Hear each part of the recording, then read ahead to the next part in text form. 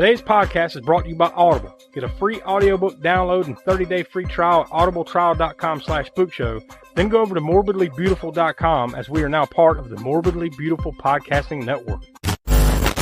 Now, here is a motion picture film.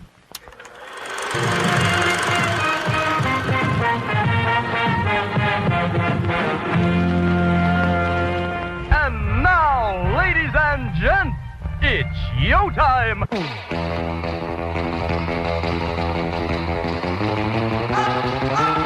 To do the bimes. Say hello to my little friend. Go ahead. Make my day. Come quietly or there will be trouble. I'll shove that bat up your ass and turn you into a popsicle. Inconceivable. Welcome to the All-American Spook Show podcast. I'm sorry, boys. I'm afraid I can't do that. I'm afraid I can do that. Hello and welcome back to the All-American Spook Show podcast. I'm Josh and I'm joined here with Donnie. Yo. Tiana. Hey. And the Professor Smoke. What's up? And it's time. It's that warm and fuzzy time of year. We just got through Christmas. We're only a couple days away from New Year's, so it's time for our latest installment of Cult Corner. And what better way to celebrate that is by Smokes, the Professor's nomination. And we spun the wheel, it landed on it, and we're going to be talking about Meet the Feebles from 1989, which has nothing to do with Christmas or New Year's, but does have a little bit of a family tie, I guess, in some way. Ow. Gee. Oh, yeah. I don't know. If you watch this with a family, I mean, I don't know what to tell them. It's family oriented in the way that it's Muppets, right? Well, something that's like Muppets. It ain't Muppets, but it's puppets, whatever the fuck you want to call it. But that's as close to family as this movie gets. Yeah, if anybody mistakenly rented this for their kids back in the day, they were in for a surprise. I'm sure if they walked back to the room. Somebody on this planet had to have, right? Like they just see the cover and it's got little monsters like Muppet monsters. Oh, this will be good, and then they're just like, what the? I mean, because it takes 5 minutes before, like maybe less, before you see somebody getting railed, like two puppets just going to town. You see a puppet tit? Yeah. It's like, whoa, so like, yeah, if you didn't know right out the gates, you'd learn real quick. This is dark comedy at its finest, for sure. But we'll get into it. I know we're all itching to talk about this one, but before we do, we want to, like we always do, throw out the usual information. We want you to go check out aaspookshow.com. We call that the center of the Spook Show universe. From there, you can go listen to all of our past podcast archives. We've got nearly 250 episodes archived. You can easily find them there and over on our Podbean page. We also encourage you to go check out our YouTube channel from there, where every month we have series including Grindhouse Gutter, Video Vortex, and Hammer Horror in order for you to watch. Those are shorter form videos, which actually have clips of the movie and everything. So it's a spoiler free kind of look at these different movies, but we do different genres over there. We lean toward more like VHS days and then the Grindhouse days, and then of course Hammer Films horror and thriller classics. So lots of cool stuff over there for you to check out. And also over on our Patreon, we encourage you to become a patron at patreon.com/AASpookShow. Lots of new content coming at you over the next couple months. And also don't forget, we're going to be having our the first time ever, we're going to have a winter event. Usually we save our events, so to speak, for the summertime, right? Well, we're going to be doing our summer event later on this year like we normally do, but this time we decided to do a winter event. So for most of the month of January and all through the month of February, we're going to be doing an event we're calling Polar Predators. It's about like snow monsters, snow horror, winter beasts, yetis, that type of thing.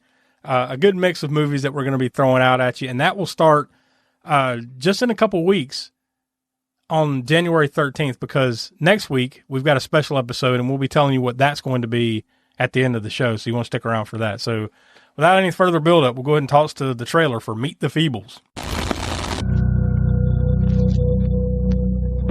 Just once in a lifetime, there comes a motion picture so courageous, so explosive, that all else pales in comparison. A motion picture that breaks with convention. Disregards taboos, risks 90 days in jail. Feel feeling shy. Are you, Bletch? This is a family show, for Christ's sake. And digs deep into hitherto unexplored regions.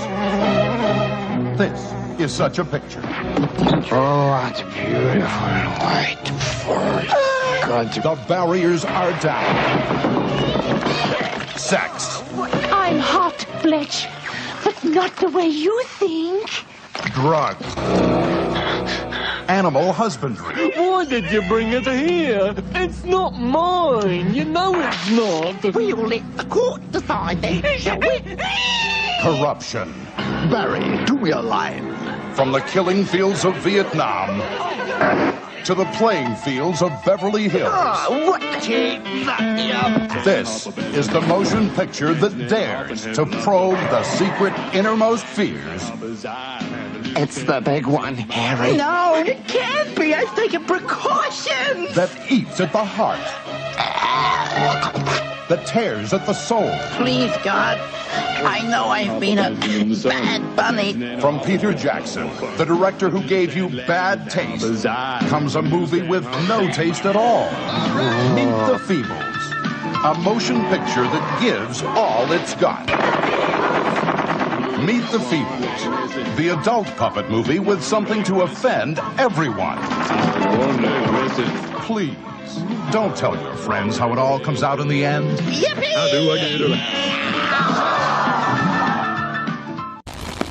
There you go. That's the trailer for that, and that's just as nutty as the fucking movie. Donnie, had you ever watched this movie before? No, I knew of its existence, but it was one of those movies where I looked at the cover, I was like, I'm not watching this. Yeah, I think I'm kind of the same. I was like, it's Peter Jackson, but this is weird Peter Jackson days. One of these days I'll get around to it, and then sure enough, the day has finally come. But I said that 30 years ago. It's like I'll get to it one day, and then just never did. So, Tiana, what about you? Had you watched this before? No, Brian just wanted me to watch it, and we just never seemed to have the time. And then finally, now I'm surprised. I'm surprised, Smoke, you were able to hold this long for something like this. This seems like at least second or third date material here. Well, it's usually yeah. Well, that's what I usually did whenever I watched this movie quite a few times back in the day. And after the first time I saw it, I wanted to inflict it on as many people as possible. So there you go. Yeah. So that's what I would try and do. And most of them people, depending on how they were acclimated to cult films, either really enjoyed it or was just, what in the absolute fuck is this? Yeah, there's either one is fine of a reaction. You're right. There's not much gray area here with this. You're either like, you know what, that was pretty cool. You're into that kind of weird type of thing, or you're just like, what the fuck is this? One time is enough for one lifetime. And also, I should say, I came to Peter Jackson this way. Well, not this movie. This is the second movie. But I remember watching Bad Taste when it first hit the video store shelves. It had this weird alien-looking thing on it. And on the VHS was this alien throwing the peace sign. But then if you looked at it a little closer, the finger that was a peace sign, not the middle finger, but the forefinger, was a sticker. And like if you peeled that sticker off, the alien was flipping you off. So they had put this like self-censored sticker on there to make it look like the alien was throwing a peace sign. So I'm like, what the hell is this? Crazy. So I rented that and loved it. So I was waiting for his next thing, and it was Meet the Feebles. But long story short on that, it hit the video store shelves later for me where I was at. So I didn't see it until probably early 90s. I actually saw Dead Alive, which was his third movie before this one. Oh, man. I that's what I was thinking. Like, what was my first foray into Peter Jackson's work? And I was wondering whether it was between Dead Alive or The Frighteners. It's one or the other. Yeah. I'm not sure which one I saw first. Yeah. Probably Dead Alive, but it could have been The Frighteners.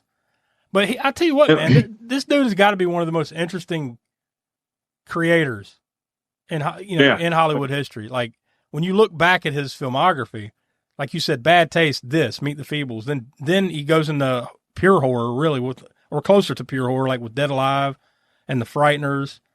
It did a movie called Heavenly Creatures. Then all of a sudden, he's doing the fucking Lord of the Rings, like one of the biggest, the biggest epic trilogies in movie history. Like, how the hell do you make the leap from this to that? The only person I could think of that did the most similar thing as that is Sam Raimi. Yeah. That's it, really. Because you can talk about John Carpenter, but John Carpenter always stuck to horror. It just got a little bit bigger budget, but he's still making cult film after cult film. Like, you didn't. and there's a lot of other directors. Romero, he was started off, independent, then was making Hollywood type movies with Creepshow, but they're still totally different. Like this is going from lowest of low budget to the biggest of big budget. When you're doing Spider-Man in the case of Sam Raimi, and then the Lord of the Rings for Peter Jackson. And what else did he do? King Kong, that remake. Yeah. And then of course, like you said, The Hobbit a little bit later on. But so now he's in that stratosphere where he can just do what he wants to do. Like he's worked on like remastering or kind of doing what with the old Beatles footage. He made that Beatles documentary that came out a year or two ago. And wasn't there like a World War II or something documentary where he took old footage and like basically made it 4K? I haven't checked out either of those yet. The Beatles documentary or the Beatles thing or that documentary you're talking about. Yeah, the Beatles one is really good. Now I'm blanking. What there was a miniseries or something called Get Back. Oh, was that on Disney Plus? I believe so. Yeah, and then he did the video for the new, I guess the very last Beatles song, Now and Then, that came out back in 2023. I'm gonna skip that shit. I hate the fucking Beatles, dude. Here comes Hot Take Donnie, the only fucking human being on the planet that hates the Beatles. That's a whole other issue. We're gonna have a special episode one of these days on that. But like, I don't hate the Beatles, but they're not I've got Beatles songs that I like, but I don't have Beatles necessarily albums that I'm like, this album's great. That I'm not the one to talk to about being the biggest Beatles fan either. But hey, if I don't like them, dislike them as much as Donnie, I guess. Yeah, well, no, I'm not going down that road. Just gonna leave it there. I got the entire. Yeah. If this was called Meet the Beatles, I wouldn't have watched this one. Meet the Beatles. No. Meet the Beatles. They're not your average, ordinary band. I would like to see that. That would be pretty funny. But look, I'm gonna win this argument because I've got like how many people have been on the planet since 1960 behind me on this one. So. Whatever. No, like I said, I don't hate them. I just don't like them as much as most people. Don't leave it at that. I will say though, to get last point on that, there are Beatles people and then there are Rolling Stones people, right? That's kind of there's a dividing line. Yes. If you sometimes if you're more of a Stones guy, you don't like the Beatles, vice versa. So that would be the case for me. Yeah, I guess. Yeah. I didn't know that was a thing, but that would be the case. That is kind of a thing. Yeah. I mean, it's not like a hard. It's not like a Metallica thing where like you're a Metallica fan before they cut their hair, then there's people that get obsessed about that, but it's not quite as bad as that. But there are like Stones people, Beatles people, and that's it. No in between. Yeah. Then there's some weirdo that's just a Beach Boys guy or something. And then there's that guy that likes the Manson album. No. So back to Meet the Feebles. Speaking of the Manson album, it's a great segue. Yeah, I mean, like as far as the cast is concerned in this, there's not really anybody that sticks out like that I've seen in other stuff. Maybe some character actors and stuff like that, but it's got Danny Mulhern, Donna Ackerston, Stuart Devaney, Mark Hadlow, Ross Jolly, Brian Sargent. Those are some of the main names that, it's mostly voices and stuff because this is strictly like a puppet movie. Like there's no humans walking around in the background. It's like, I guess in this world that he has built, it's like a Muppet world, right? Yeah. Yeah. Except in the Muppets, there really is people. Yeah, but they're actual Muppets are real creatures, but there's humans in that world. This one is like all puppet, whatever world with no humans, right? Yeah. At least not that I could see. And I was paying attention, like in some outdoor scenes where people are driving by and stuff, where it's like surely there's got to be humans somewhere around here, but no, it's just this weirdo world of crack addicted Muppets. And before we get further in there, you pretty much have to commend them, though, for having, I don't know if you have the information there on what the budget of the movie was, but whatever it was, it had to be low, super low. And for them to pull off all these different foam rubber Muppet suits with different characters and, different, proportions and things and all this stuff, it's pretty amazing. From what I see, they look good. From what I see, they took a bath on this thing. The budget was $750,000, roughly. Box office just in New Zealand was $80,000. See, they lost their ass off on this one. But, the one thing I think you can glean from this more than anything before we get into the story of it and everything like that and how we actually like the movie or not, you can see the germs of just pure creativity here. If you don't, if you take nothing else away, like this goofy, silly story in a lot of ways, over the top comedy, that type of stuff, if you just put that in the back seat, you can see where Peter Jackson and the people that he got to kind of come along the ride with him, starting here, like once you got a quality script and product in front of them, the creative DNA and genes were there, right? And you could see it here. Yeah. Like on some level, some entry level, like Jim Henson type stuff. In the early days of Sesame Street and Saturday Night Live and stuff, you could see Jim Henson was a creative motherfucker. And I think that's kind of what you get out of this, is you see like, well, it might be kind of a shitty movie in a lot of ways, but you can see that Peter Jackson knows what he's doing because it looks good, like you said, and the effects and everything, right? Yeah, but this is a few blocks down from Sesame Street. It's like Sesame and 42nd Street, there, where they meet. Maybe that's where you find the Feebles. Well, I like this is also where he began the collaborations with the Weta Workshop, which he used to do everything like Lord of the Rings and all that other stuff all those years later, right? And it really, like, if you think about it, on the bones of Meet the Feebles and Bad Taste and all that stuff is the foundation that was laid for, one of the greatest trilogies or film, careers or whatever. But just that series of movies and everything, the foundation is laid on this goofy movie, because this is where it started. Yeah. This is where it started. Oh yeah. I mean, Weta Workshop, or Weta, however you pronounce it, is I don't know that they're pretty much up there with ILM. I mean, close. I would say second in visual effects, second behind ILM. And ILM started out as nobody at first until Star Wars. Mm-hmm. It started out with Star Wars, of course, them not knowing the Star Wars was going to take off the way it did, and then it did, blew them into the stratosphere. We probably took them until maybe Frighteners. I mean, they really got notice on all these movies that they worked on with Peter Jackson up until then, and Frighteners put them in the little bit bigger league, just as it did Peter Jackson. Mm-hmm. And then like I said, before you know it, he's doing the Lord of the Rings. They're doing the Lord of the Rings visual effects and Hobbit and all that, and other things. It's not, they don't work just doing Peter Jackson stuff. They've been doing stuff with other directors and stuff too. So, not to mention just what Peter Jackson has done for like the New Zealand film scene. Like he's probably just almost solely propelled it into a viable place where tons of movies are made. He's probably brought hundreds and hundreds of projects there that weren't there before. Just like, and that's a whole thing. We probably need to have a Spook Show spotlight one of these days, just on Peter Jackson. Yeah, definitely good. Now, did you say you've seen Bad Taste, or has anybody, or who all has seen Bad Taste? I haven't. I've seen bits and pieces. Yeah, same. Okay. Me, like last time in a row.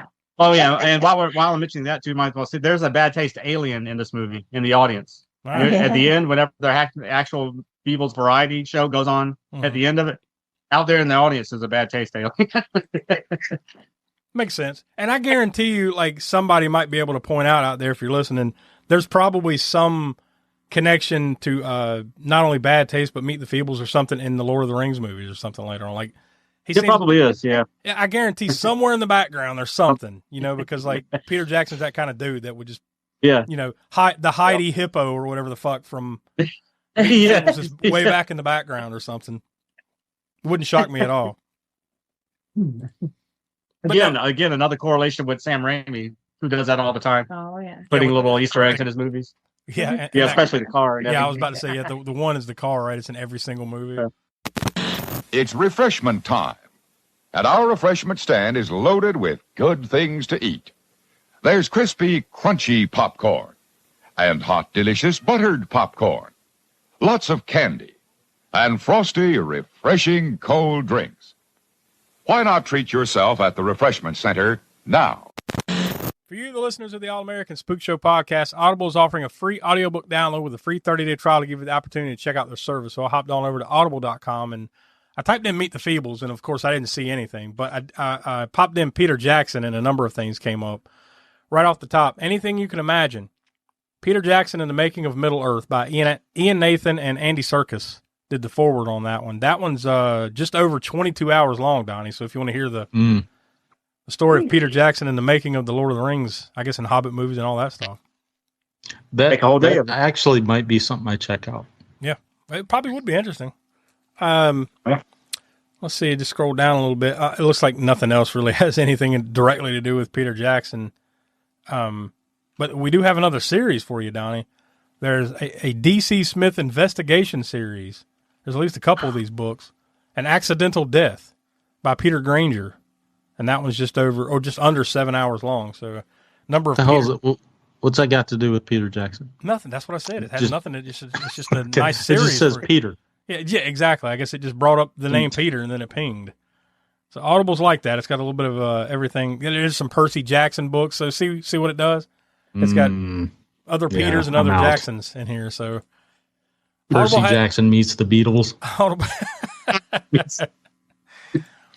Audible has a little bit of everything for everyone. And if you want to go dive into that for yourself, go to audibletrial.com/spookshow. Again, that's audibletrial.com/spookshow for your free audio books. And I'm going to hop over to imdb.com and click on plot summary and see if this thing can make any kind of damn sense of this movie.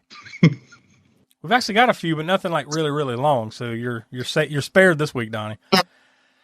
We've got the one sentence when multiple animals and insects experienced a sleazier side of show business while working on a variety show. And then we've got a longer one. This one was submitted by the Losman on IMDb. Heidi, the star of the Meet the Feebles variety hour, discovers her lover Bletch, the walrus, is cheating on her. And with all the world waiting for the show, the assorted co-stars must contend with their own problems. These include drug addiction, extortion, robbery, disease, drug dealing, and even murder. While this is happening, the love between two of the stars is threatened by the devious Trevor the Rat, who wishes to exploit the young starlet for use in his porno movie business. That's right, there's a rat running around making pornos. It kind of reminded me of, what's his name in the Muppets? Rizzo? Yeah. Little rat. It's kind of like the little Rizzo. Well, the very sleazy Rizzo. Yeah, and that does bring to mind that, like, I don't think some of these lines that you draw are by accident. I think they were purposefully trying to kind of do that. Definitely. Like Heidi is definitely Miss Piggy, Yep. And then the worm reminded me of the worm from Labyrinth. Yeah. There's certain things he said, like the tea. He said, he's like, I'm gonna come back for a cup of tea. Come back and have a cup of tea. He says that in Labyrinth. Which came out the year before, no, 2 years, maybe. Well, before, 86. I thought it was 86. Yeah. Anyway, maybe it was 87. Yeah. It wouldn't be 2 or 3 years. It wouldn't be a stretch that if there was some kind of nod to that for sure. Yeah. And then before we forget about it, because we might, at one point in the movie, there's a definite Kermit the Frog, not just a reference to him. Kermit the Jesus Frog. It's like Kermit's crucified, like a crucifix with Kermit on it. Like there's almost no line that they really wouldn't cross in this movie if you think about it. Like like you got them straight up doing lines of cocaine, which turns out to be borax. Yeah. And then they make the panties. Yeah, there's a panty sniffer to find out it's borax. Then he's got a long snout. Like he's supposed to be like Gonzo, like the sleazy panty sniffing version of Gonzo or something. Yeah, there you go. That's another one of Gonzo, right? That's another. Then there's another guy that's like what is he, like a Buddhist monk or something? And he spins and gets his own head stuck up his own ass. Yeah, what do you call those? Like Hindu with the whole what the hell's that, sitar? Yeah. Like that hippie type thing, but not Gandhi, but like who's the guy that was, once again, it's another Beatles reference, the guy that would sit there with the sitar and play the Ravi Shankar. Yeah, like that. It's kind of like that, except he's, I don't know what, I guess it's on this variety show is the whole plot of this movie. It's like like the Muppets. It's like watching an episode specifically of like the old Muppet Show, where it was more like a behind the scenes, right, of the Muppets are these characters and they're putting on a variety show, and now you see how they perform the show every day. That's essentially what this movie is, right? Yeah. Which the Muppets also did that too. It's just that this is basically that, but in a sleazier. Like I said, like Sesame Street down the block at 42nd. They don't have they're not having like little side innocent adventures. Like, oh, we got to get to the show, like the Muppets was. No, this is like we got to go find Crank, and we need and shoot a porn movie, and you've got the rat walking around trying to flip everybody to pornos, and just what the fuck. That's my horseshit alarm. Like the main character, the poodle, right? One of the other main characters, poodle pup girl. Yeah. who's like new to the show as a chorus girl or whatever, and he's trying to get her by slipping her a roofie. Yeah, yeah. He's just straight up trying to rape. Damn. She's like, I got to audition for this. Well, you're auditioning for it right now, sweetheart. And then there's a guy that's a bunny rabbit. I don't know what the hell's going on with that guy. There's a bunny rabbit that I get. Oh, big one. The big one was supposed to be like AIDS, right? That's what I was thinking. Like, was he got AIDS or something? What the hell? Yeah. I don't know why they didn't. I mean, they name everything else in this movie, and don't worry about the consequences of offending anybody, but they don't say AIDS or whatever. They just call it the big one. This was 1989, so I guess maybe you're kind of in the middle of the AIDS epidemic, so they went there but didn't want to go all the way there. Maybe, you know. I think so, yeah. But I mean, like, you're seeing a rabbit. Like, I mean, he's just popping off, like, and you're watching it. Like, you're like, what the fuck are we watching here? Like, he's just. That's why the first time I saw it, I'm so like desensitized to this movie now. But the first time I saw it, I'm like, yeah, this has got to be inflicted on everybody. Oh, I could definitely see that. This is definitely that kind of movie where, like, you know what, this ain't good, but it's funny, and like now I just need to just torture everyone I know with this. You know, like, you know, I could definitely see that. Donnie, I'm surprised this wasn't something like we watched back in our teenage years. That like, oh right, yeah, absolutely. How did it escape us 25 years ago? You know. Well, I mean, you pick it up, you look at the cover of it, and you're just like, nah, I'm not. Yeah, but then this. we picked up. The cover is very much not pulling you in. You know, it's pretty not. bland. No. And honestly, if it had been something that would have pulled us in, we probably would have watched this a long time ago. I mean, because we watched Bleeders, right? Based on the, I mean, there's other stupid shit that we used to watch based on the cover, right? So like, that's how shit was sold back then. We talked about that all the time, you know. Only reason I did is because I already knew, you know, reading Fangoria, and I'd already seen Bad Taste, so I knew that he was making Meet the Feebles. It just never hit the video store shelves until, for whatever, in here and where I'm at, until the early 90s. So I had to wait a few years. Like I said, Dead Alive came out, so I was definitely waiting for it, looking for it, knew about it. But if I didn't know about it, then the cover would not have made me want to rent it back then. Yeah. If it had something that would have drawn us in back then, definitely, you know, like, because this is one but we would have watched all the time. And then Smoke, if only we knew you back in the 90s, you would have inflicted it on us.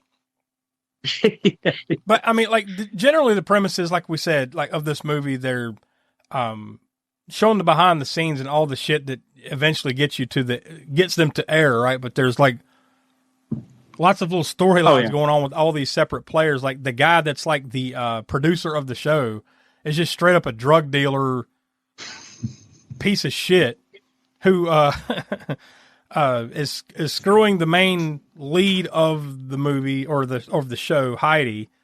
And then eventually, I guess she's gotten a little older and fatter or whatever. So now he's done with her and wants to move on. So that's a little subplot. With a Siamese cat. Siamese cat that he's pumping in scenes, and then she's blowing him in the other scenes. And that's one of the first big scenes of the movie, right? It's like, you know, as far as like that, you know, like what you're in for is then when she walks in, like she's just straight up, they're just going to town on each other. Him and the cat. I did like that though when she's she's under the desk giving him the business, and then she turns around. Would you say giving him the business? Giving him the business. I'm trying to beat around the bush better than they did, right? Give him the old Lewinsky or something. Right? Yeah, giving him the old 1, 2, and the 3. I like that one part where it's the fish. Let me audition for you, boss, and then he's singing his song or whatever. He's like, oh, I got a toothache. Can you take a look? And he leans in and just eats the damn fish. But then it comes back later on when they're doing a drug deal out on the golf course. Yeah, that's perfect right there. And then he just he just retches the fish up on the golf course. Yeah. Must have got a bone stuck in my throat. And there's the fish. And then the fish is like all in a mass of goo and like partially bony or whatever. And then he's like, did I get the audition? Yeah. Did I pass the audition, boss? It's so damn corny. Those other people reminded me of some who is the bulldog one? It reminded me of I don't know. The big hairy monster guy with the The big mouth monster on the Muppets. I can't remember his name on the Muppets. Oh yeah. I know which one you're talking. You know, some of that some of those characters where it's clearly, because some of them are like puppets, but then there's others that are clearly like a dude in a suit. You know, the bigger ones and stuff. Those kind of, and I wasn't like a big Power Rangers guy back in the 90s, but I watched it enough to remember how some of the characters in there, and like some of that reminds me of that, where it's a person in a shark suit or something like that, and that, you know, what the fuck was going on. But their body is, you can tell the human body, the person, then you can then they just have a foam whatever head and something. Yeah. So there's some of that going on here. I did love the that one character that's addicted to whatever he's just addicted to everything. He's just a fucking mainly a heroin, Vietnam or whatever. An addict, whatever he was. But he's having the Vietnam flashbacks, and it's like it's like scenes from I was in Saigon. It's like scenes from the Deer Hunter. They even had the red headband on. Like Deer Hunter. Spinning the what is that? Russian roulette. Spinning the thing. That except in that one, when he shoots it, the last bullet which is full. You see the chamber is full, and then he misses himself on purpose, I guess, or wrong. Whatever the case, bounces off, and then the bullet hits all these pans and the ricochets and takes out all the Viet Cong or whatever. Yeah, I did like that part too. Or that aspect of the movie too, where it's like it's half this outlandish world of horribleness, but then there'll be these like little cartoony moments like that are like truly obviously more hardcore, but something you would have seen in the Muppets or a cartoon or something like that. You know, he misses and bing, bing, bing, and takes all these guys out. Like that's cartoony, right? Slapstick. Yeah, it's like it's like a more hardcore in some ways, like Who Framed Roger Rabbit. Like there's some of that there, you know, that came out around the same time, right? But there's some similarities there where you're kind of not necessarily mixing I guess you are. You're mixing the real world with the cartoony, right? Except in this world, like we said, there's no real people running around, but it's a real world. It's a real place. It's not a cartoon. So there's that. And then you have moments of like just poignant moments of like, man, that's kind of heavy. Yeah.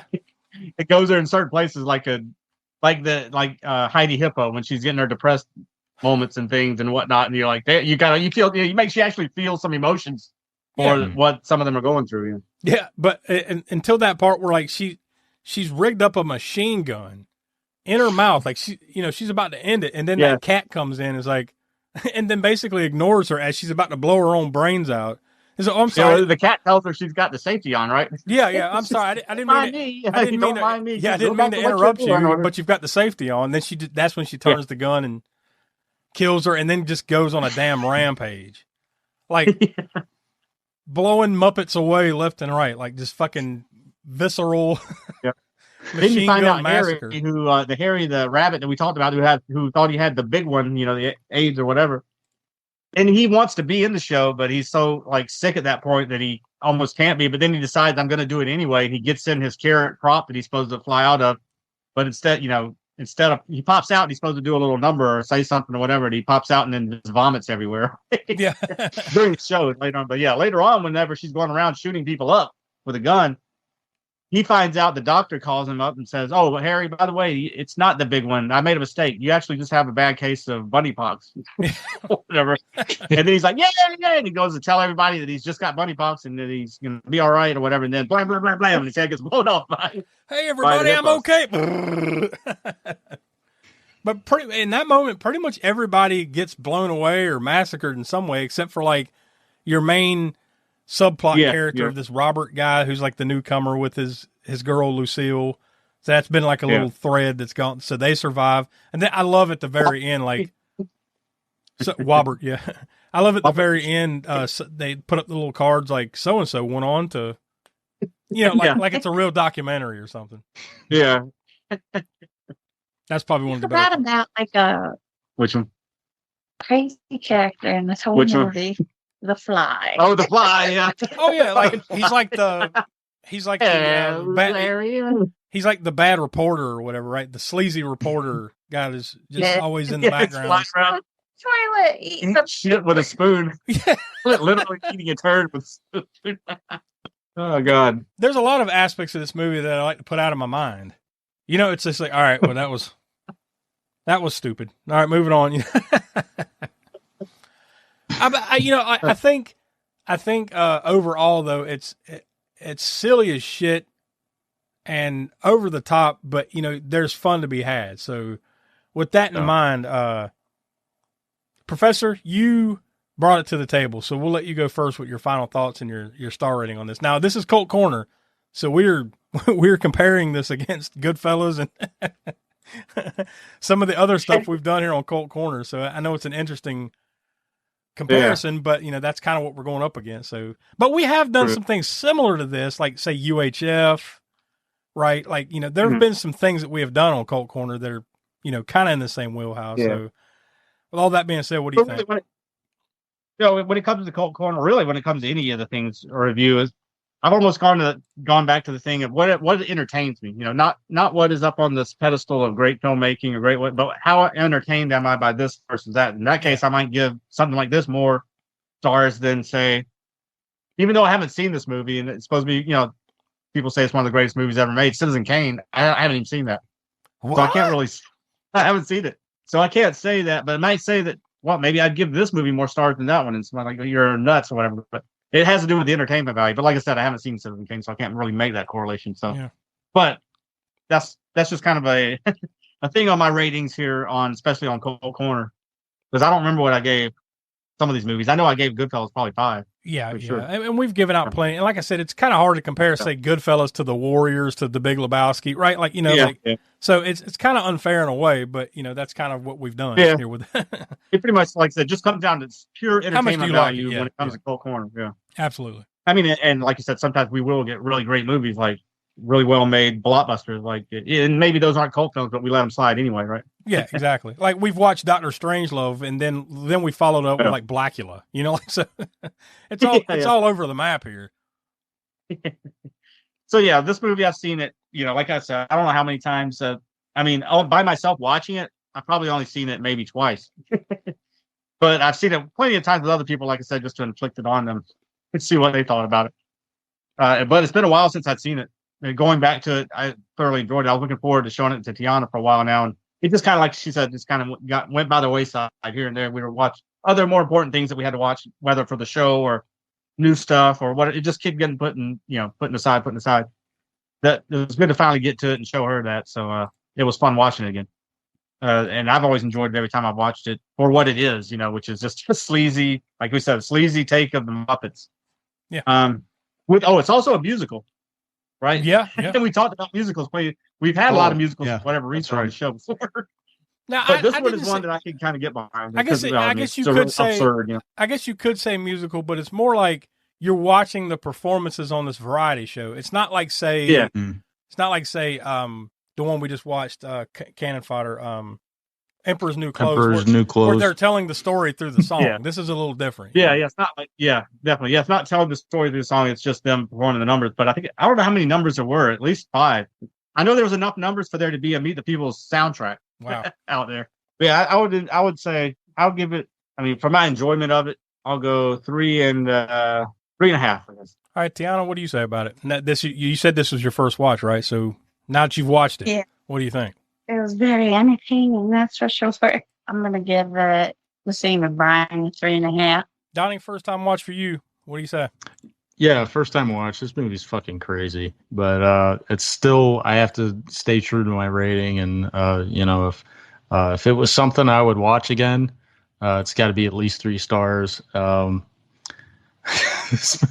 don't know. I think I'm kind of on the fence of giving it a 3, but at the same time, kind of like once I've seen stuff like I don't know. It'd be kind of tough for me to give it more than 3 stars. So I'm gonna stick it at 2 3/4. And that's close to where I'm at. I'm gonna say 2.5 because, and that's just because of the creativity of it. You know, because as a movie, it's not something I would watch over and over. Like we said earlier, if this is something I had watched maybe when I was younger, I would have watched it more often over the years, you know? So like coming this late to the party is kind of like, all right, well, you know, it's funny. It's definitely funny. And it's very creative and it's something I enjoy in the moment, but like, I wouldn't go out of my way to watch it again necessarily. Unless, like you said, Smoke, you got to watch this motherfucker. And then we sit down, you know, and inflicted Yeah. upon somebody, Well, yeah. that kind of thing. So it has True. value I mean- there. It has a lot of value there for me. Yeah. But it's definitely not, it's not on my top 5 favorites or anything like that either. So I give it 2.5. So with that, that's going to give us basically right at even 3 stars. So I think that's good enough to say we recommend you go check it out. Just know that it's a violent, filthy flick you would not expect it, right? No. We have spoiled it for you, obviously, but it needs to be seen. I will say that. I will add that too. I think this is one that you should probably check out at least once.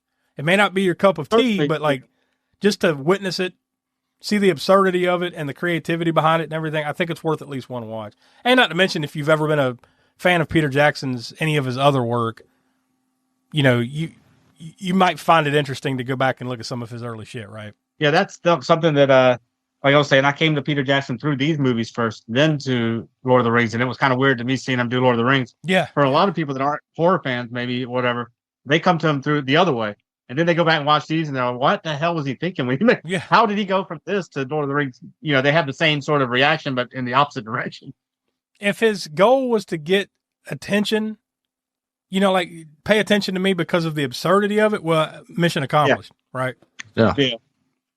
Maybe that was part of it. Who knows? But what we know from watching Bloodlust over on what was that, Video Vortex? New Zealand and Australia, boy, they got some weird ass movies sometimes. Not all of it, obviously, but boy, when they go over the top, wasn't oh my god, I think I'm blanking on the name of the movie. It was a very fucking bloody movie that we watched. No. Son of a bitch. It was another. I narrows it down. Oh, kidding. Yeah. No, it was a while back. That's why I'm kind of blanking on Deathgasm. It was Deathgasm. Oh, Deathgasm, yeah. Oh, yeah. That was another one that was like New Zealand or Australia. New or something Zealand, too, right? yeah. So boy, when they do it, they do it. God, that movie's awesome. Yeah. All right, so before we check out, we've only got one last thing to do here. Bonnie, where's the cult connections? Come out and All right. We got to let it play out for you. Yeah. Yeah. So what you got? Fucking bottles. Yeah, they talk about throwing you for a loop. So, nobody on the cast side, probably not surprising. No. On the crew side, I mean, you probably wouldn't recognize his name, but this was actually his first credit. He was a puppet maker. His name is Richard Taylor, and he was in, he's done several, big productions, obviously, like we talked about it. The creative side, him and Peter Jackson went on to do several other things together, and then he's also done several things on his own. Richard Taylor dates back to when we covered 30 Days of Night. Wow. So you go from one spectrum to the complete opposite. Yeah. Yeah, as far as just a movie. Yeah. Like 2 completely different types of movies there for sure. Yeah.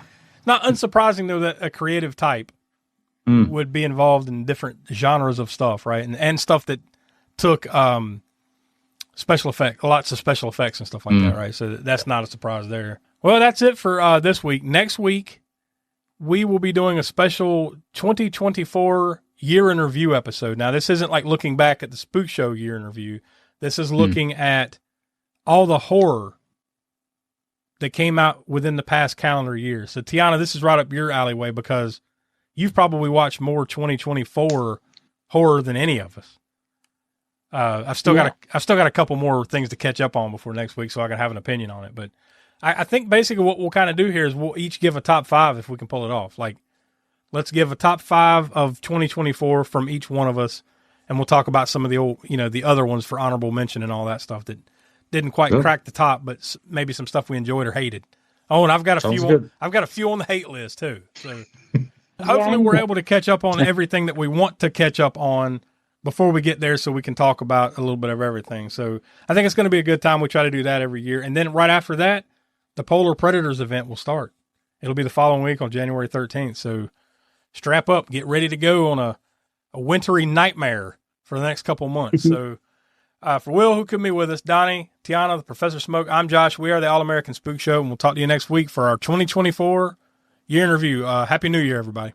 Happy New Year. Happy New Year. See y'all.